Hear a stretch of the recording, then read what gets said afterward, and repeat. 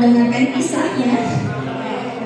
Durasinya nggak cukup, tapi selalu saya yakin dan percaya ketika you place the God in front of you, so you will be okay even you are not okay.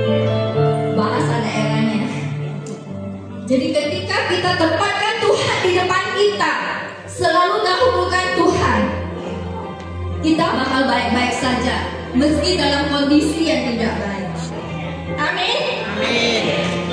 Tadi saya sangat terharu karena banyak sekali Bapak Ibu menyambut saya dengan begitu sukacita. Mereka menyambut saya, Ibu Maria sudah sembuh, Maria sudah sehat. Saya sendiri terpesona, saya sendiri sangat-sangat merasakan inilah keajaiban yang Tuhan berikan. Inilah mujizat yang Tuhan berikan. Tak ada yang mustahil bagi Tuhan, meski bagi manusia tidak ada yang mungkin kita lakukan. Saya sudah bilang, mungkin saya nggak bisa ikut acara hari ini. Tapi kalau Tuhan berkehendak lain, apakah kita bisa menolak? Tidak bisa. Saya ditembak hari ini untuk jadi MC, jadi moderator. Saya bilang, Tuhan, saya mau melayani Engkau. Amin. Iya. Saya mau memberikan satu syukur kepada Tuhan, kepada kita semua. Ini lagu karya saya sendiri. Saya kadang ternyanyi, tapi semua adalah berkat Tuhan. Selamat mendengarkan. Saya curi waktunya sedikit ya, tim pujian. Lagu ini tunjukkan jalanmu padaku. Perjalanan dalam hidupku penuh dengan cerita. Ada yang indah dan ada kecewa. Semua ku lalui sudah. Sekarang aku jadi baru. Semua berkat pertolonganmu. Sakitku menjadi sembuh. Semua anugerah darimu. Hanya padamu ku mengadu. Setiap langkahku ku berseru. Tuhan, tunjukkan jalanmu padaku, agar ku bisa mengikutimu. Ya, ini sepanjang lagu untuk Tuhan. Saya mau pantun, boleh ya? Samadi cerah pancarkan cahaya, mentari bersinar jika warnanya. Mari kita buka acara seminar kita dengan pujian dan doa. Semoga Tuhan memberkati kita semua. Kami undang pujian dari unit Harapan Indah. Silakan pujian.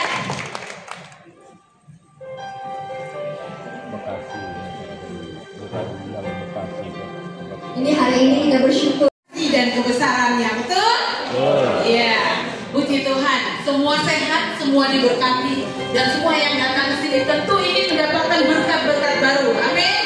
Amin. Kita akan bersyukur kepada Tuhan dengan kita akan pujian bersyukur.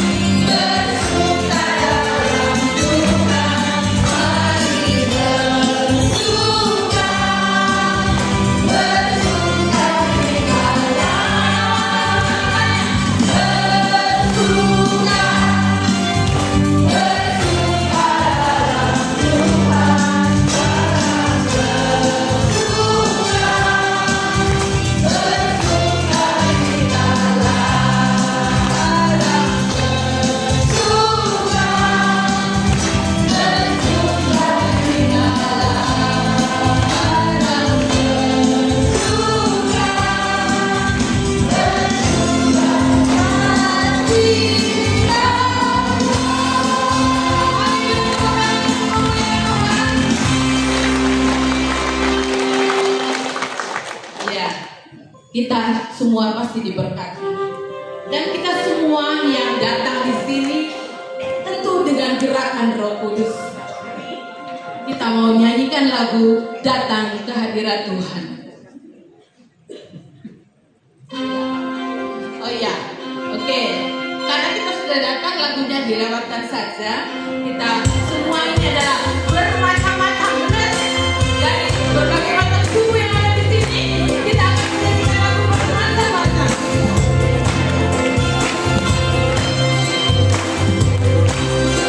Bermacam-macam kita hadir di sini, tetapi kita satu. Di dalam Tuhan tidak ada yang putih, tidak ada yang hitam. Kita bersaudara di dalam Dia karena percaya. Di HKS tetap jaya selamanya. Di dalam Dia kami datang dengan senyum gembira. Di dalam Dia kami siap melayani bersama. Hanya bersama Dia ku yakin dan percaya. KRKS tetap jaya selamanya.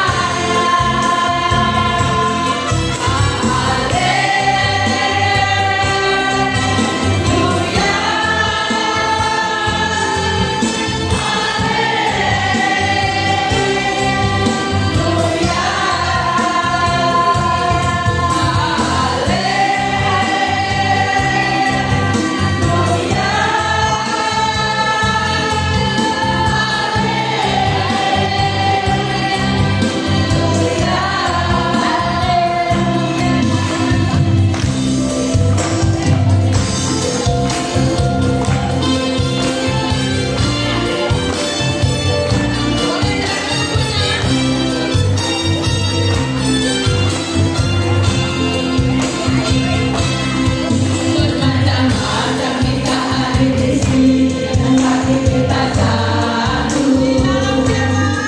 Di dalam Tuhan tidak ada yang putih, tidak ada yang hitam. Kita bersaudara di dalam Dia karena percaya. KRKS tetap jaya selamanya. Di dalam Dia kami datang dengan senyum gembira. Di dalam Dia kami siap melayani bersama. Dia ku yakin dan percaya. KRKS tetap jaya selamanya.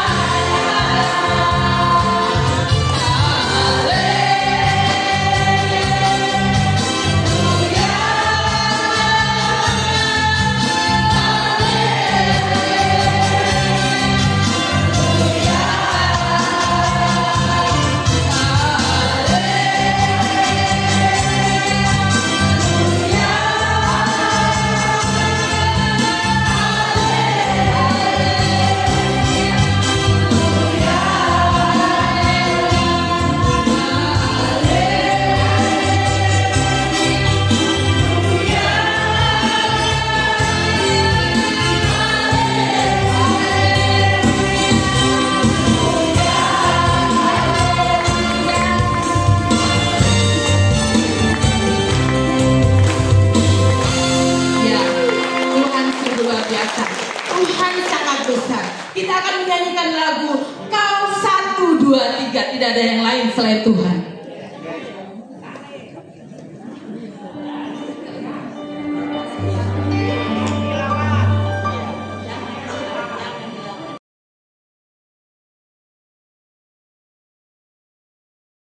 Kau bersamaku, di dalamku, jadi tanda kebesaranmu. Yuk, bareng-bareng ya. Tadi ada organis. Boleh Organis. Organisnya hilang masuk apa-apa. Pak Simon. Satu, dua, tiga. Hidupku menggenapi firman-Mu, tanda mujizat sertai tiap langkahku. Kau bersamaku, di dalamku, jadi tanda kebesaran-Mu.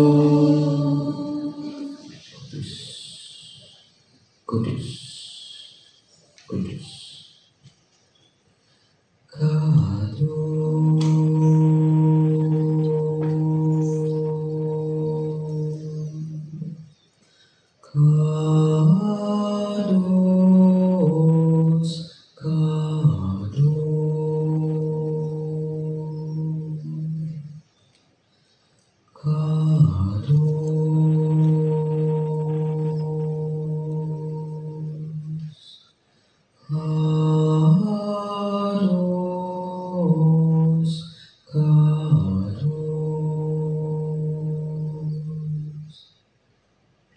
Kadosh, Kadosh, Kadosh, Adonai Shebaot, Asher Haya, Wehove, Weyavo.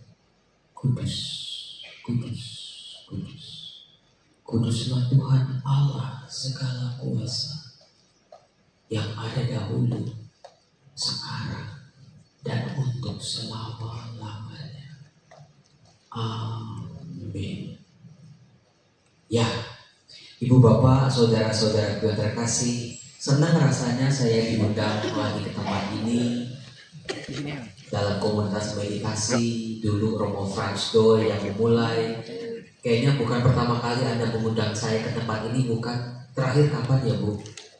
Udah lama banget kayaknya, waktu zaman pandemi. Tapi seorang Romo yang berdiri di depan Anda sekarang sudah tahun 2025, sudah 1-2 langkah dituntun oleh Tuhan, going deeper, lebih dalam lagi, lebih memahami lagi, lebih mengerti lagi, dan lebih dipakai lagi oleh Tuhan. Itu rasa syukur saya di hari ulang tahun imamat kemarin, 19 tahun. Sungguh perjalanan bukan perjalanan singkat, tapi kalau lihat ke depan rasanya masih panjang. Biasanya Ibu Bapak, setiap HUT imamat saya selalu dapat kado dari Tuhan. Itu setiap tahun pokoknya. Dan kadonya itu bukan kado yang biasa-biasa. Saya ditabiskan 15 Agustus tahun 2006. Tahun 2007 saya sudah pernah cerita di tempat ini. Saya dipanggil oleh Bapak Kardinal Yudus Kardinal zaman dulu ya. Romo Yosef Romo dapat beasiswa dari Vatikan untuk belajar kitab suci. Itu 2027 itu kado pertama saya. Waduh Tuhan, luar biasa banget. Terus ketika tahun 2008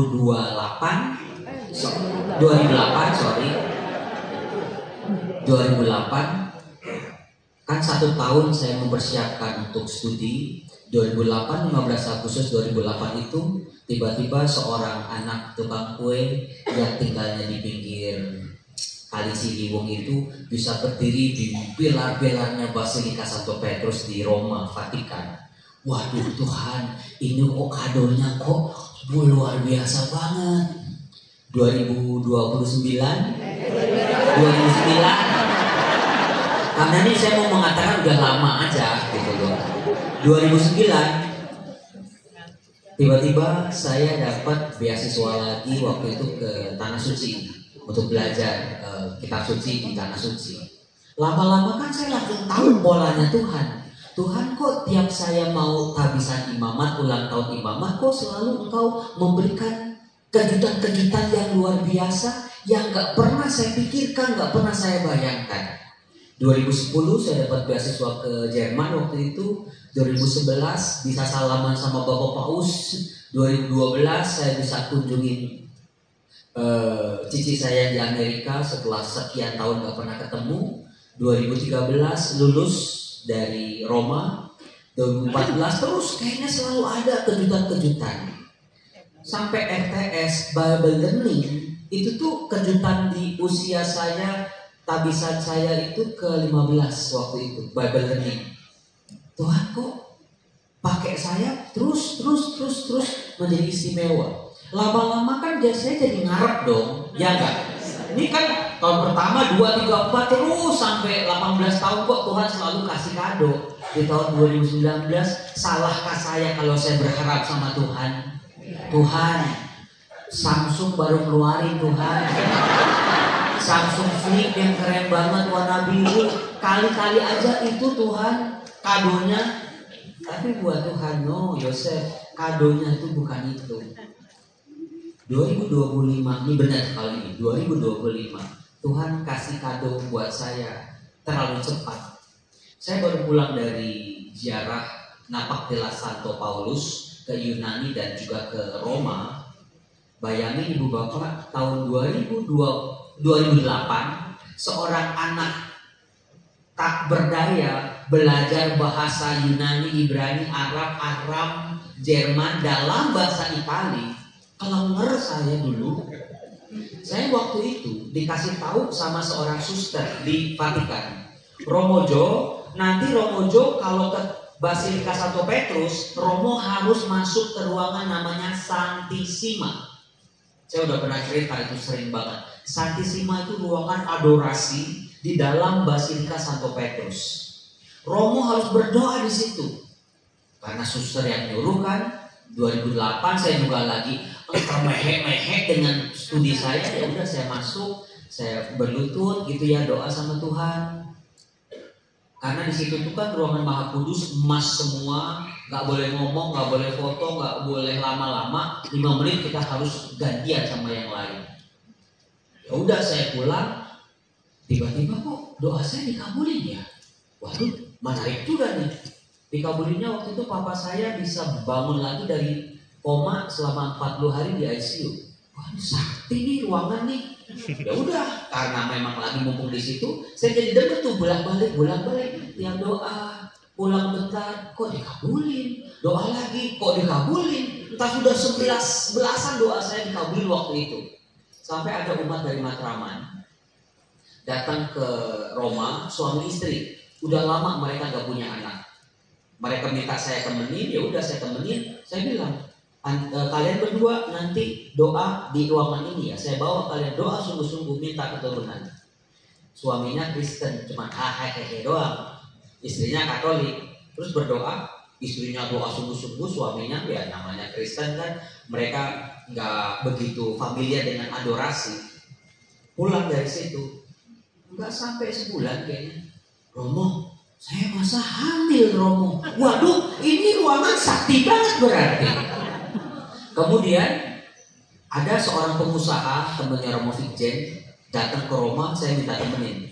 Ngantri juga nih di Basilika. Saya bilang, Bu, baru aja bulan lalu ada pasangan suami istri berdoa di situ langsung dikabulin, Bu. Ibu nanti doa situ ya. Doa saya juga sering dikabulin. Tuh ibu yang ngomong mungkin Romo bocah kayak begini cuman hahaha doang. Terus dia masuk berdoa sih, saya liatin. Terus udah keluar lagi, pulanglah ke Indonesia. Setelah di Indonesia baru 2 hari nelfon saya lagi, Romo, saya baru nyampe Indonesia, saya mau balik lagi ke Roma. Ngapain Bu? Kapan? Besok saya terbang lagi. Ini orang gak ada kerjaan apa ya? Emang kenapa Bu? Kan Romo bilang tuh saya suruh doa di situ. 11 tahun usaha saya mangkrak Romo untuk masalah ini. Saya doa asal-asalan doang gara-gara Romo yang nyuruh. Begitu doa saya pulang, 11 tahun kelar Romo. Itu sakti banget ruangan itu. Maka tuh ibu besoknya balik lagi ke Roma. Dia berdoa lama-lama di situ. Itu tahun 2009 sampai 2012. Akhirnya kan saya lulus, lalu saya pulang ke Indonesia, lanjut lagi S3. Saya memang gak mau buru-buru balik ke Roma, meskipun ada banyak tawaran. Buat saya mendingan saya tunggu kapan saya mau balik ke Roma, supaya rasa syukurnya bisa banyak gitu loh. Maka 2025 ini ada tawaran, akhirnya saya mau. Waktu di YouTube kan saya tawarin tuh, ibu bapak yang mau saya doain silakan tulis gitu kan.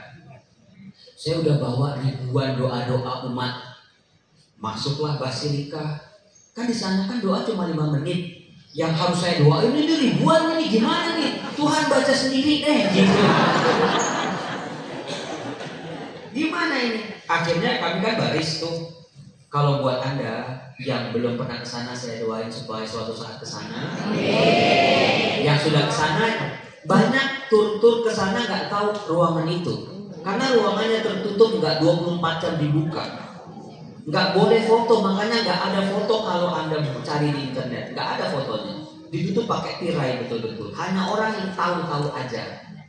Saya udah bilang nih grup saya nih, Ibu Bapak nanti masuk situ kita doa betul-betul. Ngantri kan? Biasanya tuh 5 menit doang Ibu Bapak.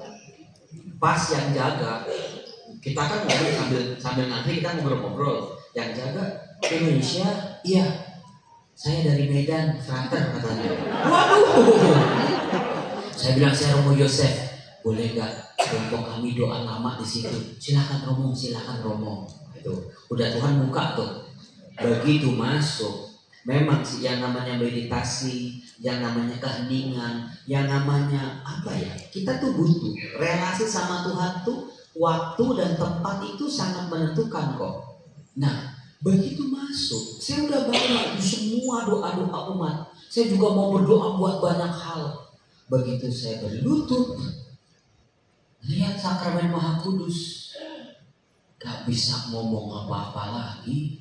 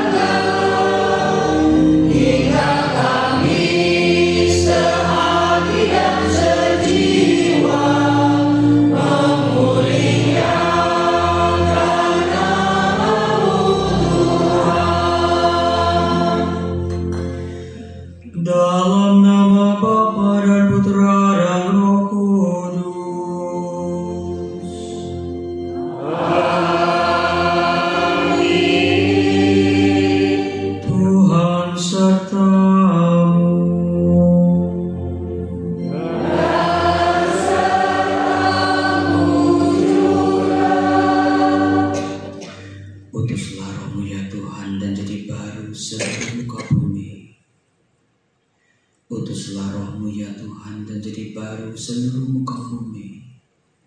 Utuslah rohmu ya Tuhan dan jadi baru seluruh muka bumi. Saudara-saudaraku yang terkasih, mari kita nikmati keindahan perayaan Ekaristi. Jangan buat diri Anda sibuk dengan yang lain. Rasakan Tuhan yang hadir, Tuhan yang bersemayam, Tuhan yang tinggal di tengah-tengah kita. Kita murnikan pikiran dan perasaan kita di hadapannya.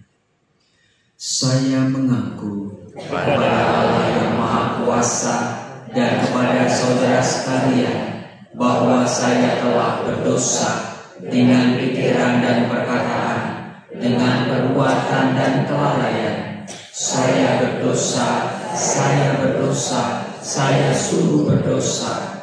Oleh sebab itu saya mohon kepada Santa Perawan Maria, kepada para malaikat dan orang kudus, dan kepada saudara sekalian, supaya mendoakan saya pada Allah Tuhan kita. Semoga Allah yang Maha Kuasa mengasihani kita, mengampuni dosa-dosa kita, dan menghantar kita ke hidup yang kekal. Amin. Christe eleison, Kyrie eleison, Christe eleison, Kyrie eleison. Marilah berdoa. Bapa yang baik, Bapa yang teramat baik, Engkau yang berkuasa atas kehidupan kami. Engkau yang menjadi perencana kehidupan kami. Kehendak-Mu lah yang terjadi. Kuasai pikiran, perasaan dan kehidupan kami Tuhan. Masuklah dalam kehidupan kami. Merajalah di hati kami. Bapa, beri kami hati yang setia. Beri kami hati yang tulus dan ikhlas ketika kami menyembah-Mu, ketika kami berdoa kepadamu. Ya Tuhan yang Maha Baik, Engkau yang paling tahu apa yang dipikirkan oleh anak-anak-Mu ini. Izinkan Tuhan kami percaya lagi, percaya dalam nama Yesus, semuanya akan menjadi baik. Demi Dialah kami berdoa, sebab Dialah Tuhan dan pengantara kami, yang hidup dan meraja bersama Dikau dan Roh Kudus, Allah sepanjang segala masa. Amin. Mari kita bertekun dalam firman Tuhan. Haleluya, haleluya, haleluya.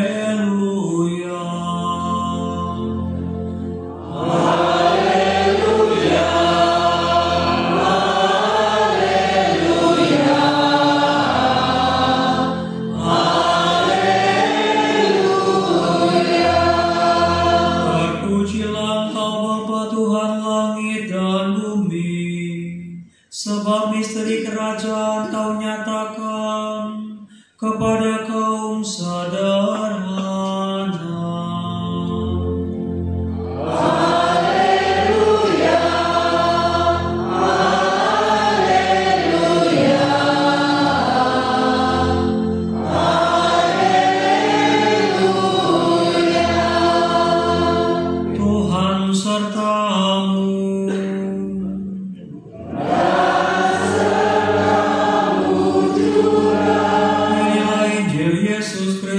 Menurut Santo Matius.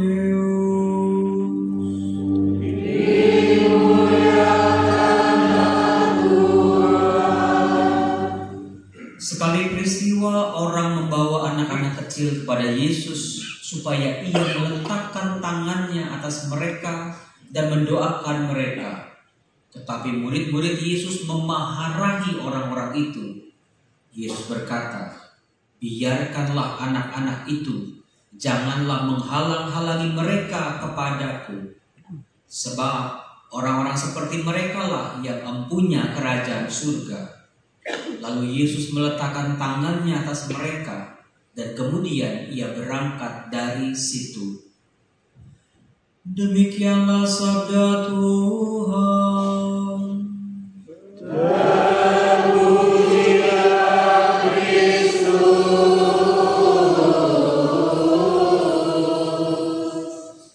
Silakan duduk. Saudara-saudara yang terkasih, kelompok KMKS ini, Komunitas Meditasi Kitab Suci. Sungguh saya senang sekali Keuskupan Agung Jakarta punya kelompok seperti ini. Bahwa kitab suci bukan cuma dibaca, direnungkan, sampai keriting, sampai pusing. Tapi ternyata sederhananya sang sabda inilah berbicara dan telinga manusia mendengarkan. Kita sulit sekali mendengarkan kalau kita sibuk, bukan? Kalau kita lagi nyetir, kalau kita lagi berantem, kita lagi marah, untuk mendengarkan suara orang lain itu susah sekali. Atau sekarang emak-emak banyak teriak, ngomel sama anak, udah bengok-bengok, bibirnya pada doer semua, anaknya pakai earphone, gak dengar mami. Udah mami ngomong aja udah puas, udah aku juga gak dengar apa-apa. Tapi meditasi Katolik dalam keheningan, dalam sikap tubuh yang pantas, betul-betul manusia diajak untuk semakin akrab mendengarkan sabda Tuhan. Teman-teman saya yang di belakang itu yang ziarah, ketika kemarin kami ke Yunani, ketemu Katolik Timur pada tobat semua itu. Gereja Katolik Timur kalau misa itu 4 jam. Itu pun yang paling singkat, biasanya 7 jam. Umatnya nggak berduduk seperti ini, 7 jam berdiri. Karena apa? Injilnya dari Matius bab 1 sampai Yohanes bab 21 dinyanyikan. Coba itu terjadi di gereja Katolik. Orang romonya baru khotbah 8 menit aja udah ada kayaknya pantatnya kepanasan semua. Udah kayak ada paku itu di kursi-kursinya. Dan kami kemarin melihat sendiri jadi saksi mata kalau orang gereja Katolik Timur berdoa, mereka berdoa menggunakan seluruh tubuhnya. Kalau bikin tanda salib betul-betul, kalau sujud betul-betul sampai cium tanah, cium-cium gambar-gambar icon-icon itu, mereka betul-betul sujud-sujud. Coba kalau orang Katolik jengking aja cuman hitung-hitungan. Seringkali tubuh pemberian dari Allah, mau tubuhnya sempurna, mau hidungnya mancung, mau matanya bagus, berbinar-binar, rambutnya bagus. Tapi kenapa tubuh yang adalah pemberian Allah membuat manusia jadi berjarak dengan Allah? Doa rosario, dengar, baca kitab suci, ngantuk baru 2 ayat loh. Tapi kalau jalan-jalan, kalau shopping-shopping, boro-boro ngantuk ngomong, lagi plesir-plesir semangat. Kenapa ya? Tubuh manusia pemberian Tuhan, tapi kenapa seringkali menjadi penghalang kita dalam berelasi sama Tuhan? Boro-boro meditasi 1 jam romo, bersilat 5 menit aja udah kesemutan. Kalau ke gereja males lah, ngantuk lah, capek lah. Betul apa betul? Itu gereja Katolik tuh udah didiskon panjang banget jadi 1 jam 15 menit, udah kayak di neraka rasanya.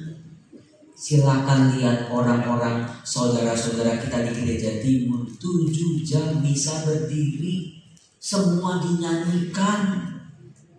Kalau orang Katolik kalau puasa, kalau sebelum komuni berapa lama? 1 jam kalau yang ingat. Itu pun ajaran dari dulu guru agama. Romonya aja 30 menit sebelum misa masih merokok. Umatnya apalagi. Orang gereja Katolik Timur kalau dia mau menerima tubuh dan darah Tuhan dalam Ekaristi, puasanya 40 hari. Udah keburu lupa panjangan itu 40 hari. Kemudian setelah mereka menerima tubuh Tuhan, mereka boleh meludah selama 3 hari. Gosok gigi, telem-telem dah tuh odol. Jadi sebetulnya kita bisa belajar nih. Kemarin ketika kita ziarah ke Yunani, kita jadi tahu persis bagaimana kita terlalu dimanja sebetulnya, terlalu terlena dengan kenyamanan, dengan hal yang enak, dengan hal yang instan, hal yang cepat-cepat. Hati-hati Ibu Bapak. Sampai-sampai umat udah 1,5 jam bisa aja nggak bisa menikmati keindahan Ekaristi. Contoh ya, sebagai imam saya kasih satu rahasia besar. Kenapa nyanyi kudus-kudus itu dinyanyikan persis sebelum doa syukur agung. Ketika tubuh dan darah terjadi, sebelumnya manusia bernyanyikan, umat dinyanyikan kudus, kudus, kuduslah Tuhan.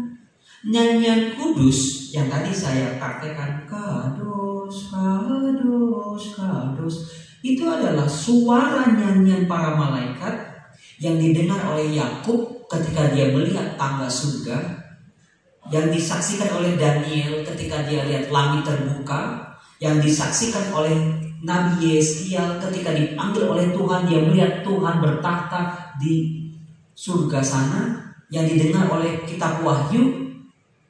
Kudus-kudus adalah penghubung antara surga dan dunia. Makanya dinyanyiinnya sebelum doa syukur agung. Ketika kita menyanyikan kudus, di situ surga dan dunia terhubung di situ. Manusia diajak untuk kekudusan Allah, bersentuhan dengan kekudusan Allah. Lah orang Katolik kalau nyanyi kudus, itu juga mending kalau masih kedengeran suaranya. Kadang-kadang kayak ikan mas kopi doang. Kadang-kadang matanya juga ke handphone terus yang kayak begitu mengharapkan hidupnya diberkatin, keluarganya, pekerjaannya langsung tendernya langsung gol gitu. Mau penyakitnya disembuhin, anak-anaknya lulus S1, S2, S3, rumahnya nanti di Menteng ataupun di Alam Sutera. Kita aja sama Tuhan masih suka hitung-hitungan. Mau kegelpok-gelpok semua dari tadi itu. Orang pelaku-pelaku semua. Kita demen banget. Fisik kita ini pemberian Tuhan justru jadi penghalang kita untuk beribadah, bersujud, memuji Tuhan. Padahal tadi kitab Yosua mengatakan, hendaklah kalian beribadah takwa kepada Tuhan dengan tulus, ikhlas, dan setia. 3 hal itu. Tulus, ikhlas, dan setia. Jangan-jangan selama ini kita doa-doa kita gak dikabulin, doa-doa kita kayaknya makin jauh Romo. Kita cuman kurang tulus doang dalam hidup, kurang ikhlas dalam memuji Tuhan. Seringkali kalau berdoa rosario gara-gara apa coba? Karena ada udang di balik batu semuanya. Kalau gajinya 10 miliar tiap bulan juga saya gak yakin orang Katolik doa rosario. Sibuk Romo, sibuk shopping, sibuk jalan-jalan. Gara-gara penyakit aja, gara-gara kusut nih anak nih, rumah tangganya mau hancur nih, doa rosario. Kadang-kadang kita juga gak tulus dan ikhlas sama Tuhan. Pujilah Tuhan karena memang Tuhan layak dipuji. Bukannya saya memuji tadi oma-oma ibu lektor tadi, aduh ibu cakep banget sih ibu, aduh bondolnya udah mirip Yuni Syara ibu. Mujinya setinggi langit, bu, boleh dong bu sumbangannya bu. Nah itu kan seringkali manusia melakukan itu kepada Tuhan. Pujian-pujiannya ada buntutnya, sembah tunduknya, mau mendengarkan, mau dekat, karena ada maunya semua. Bukan karena memang Tuhan layak dipuji, bukan karena Tuhan memang layak disembah. Saya memuji orang karena memang layak dipuji, bukan karena ada maunya. Seringkali manusia melakukan hal itu berkali-kali dan berulang-ulang. Untungnya Tuhan itu sabar. Untung Tuhannya itu memahami dan mengerti. Tapi sampai berapa lama kita mau seperti itu terus? Kita berrelasi sama Tuhan karena ada maunya. Nanti kalau nggak dikasih sama Tuhan, say goodbye. Tuhan jahat, Tuhan kejam, Tuhan nggak peduli, Tuhan nggak sayang sama kita. Saudara-saudara terkasih, tulus memang kedengarannya sederhana, TULUS. Tapi Romo kalau mau tulus ikhlas Romo, dia udah nipu saya 140 juta Romo. Dipakai buat foya-foya, dipakai buat main cewek, kan gendek banget Romo. Mau tulus-tulusnya juga kan susah. Saya itu duit dikumpulin buat biaya sekolah anak, dia masih pakai buat foya-foya. Mau tulus kayak mau jengkeng juga susah memang. Ikhlas. Ini juga PR yang kedua nih, ikhlas terhadap kehilangan-kehilangan kita. Hal-hal yang terlepas dari kehidupan kita. Suami, istri, anak, orang tua, tabungan, deposito, semua rumah atau apapun karena kehidupan ini. Banyak Romo, harta saya jual-jualin Romo. Banyak Romo, suami yang saya cintai Romo udah meninggal duluan. Romo, kenapa Tuhan memanggil orang yang saya sayang Romo? Semua kan milik Tuhan. Kalau menurut Tuhan udah kontraknya udah habis, diambil lagi. Tapi percayalah itu akan mendatangkan kebaikan buat hidup kita.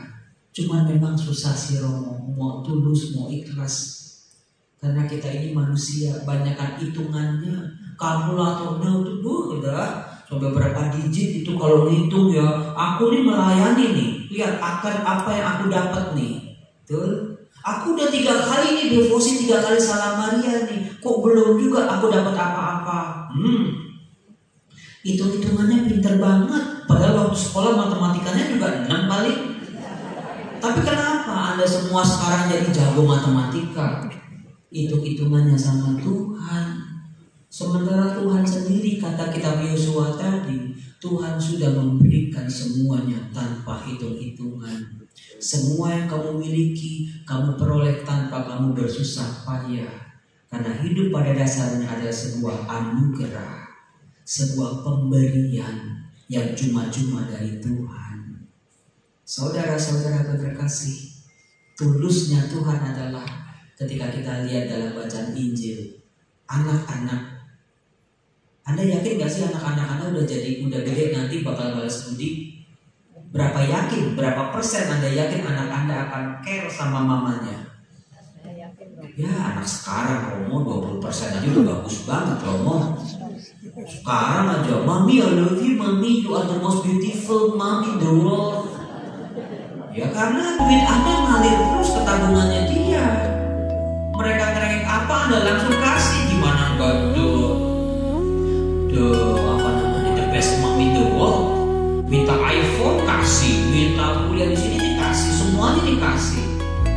Karena Anda provide terus menerus.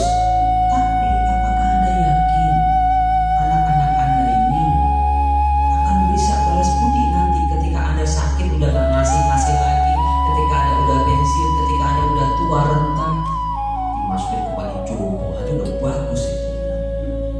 Saudara-saudara terkasih, Tuhan mengasihi, memberkati anak-anak tadi. Tuhan gak mengharapkan balasan. Itu tulusnya Tuhan seperti itu. Kalau saya kasih diri kepada ibu bapak yang nanti bisa kasih saya balik 3 kali lipat, itu mah belum tulus. Tapi kasih Tuhan memang betul-betul mengasihi. Gak peduli dibalas atau enggak, itulah kasih Tuhan kepada anak-anak. Apalagi kasihnya kepada kita yang berjuang membalas kasih Tuhan, pasti jauh lebih punya makna lebih besar daripada itu. Seorang religius, mungkin di sini saya lihat ada wajah-wajah yang mungkin dulu pernah ketemu saya 3-4 tahun yang lalu. Kalau Romo Yosef seminar-seminarnya itu selalu 5 tahun terakhir itu kan ketika saling rasa berat. Kalau seminar nangis pernah lihat ya. Sekarang saya udah gak pernah nangis seperti itu. Karena saya sudah tangisan itu sekarang nangisnya beda. Nangis bahagia, nangis syukur. Setiap ada alurnya Tuhan. Cuma yang diminta sama Tuhan adalah seperti yang diminta oleh Yosua, hendaklah kita takut akan Tuhan. Dan itu dah. Di Indonesia setan aja orang udah pada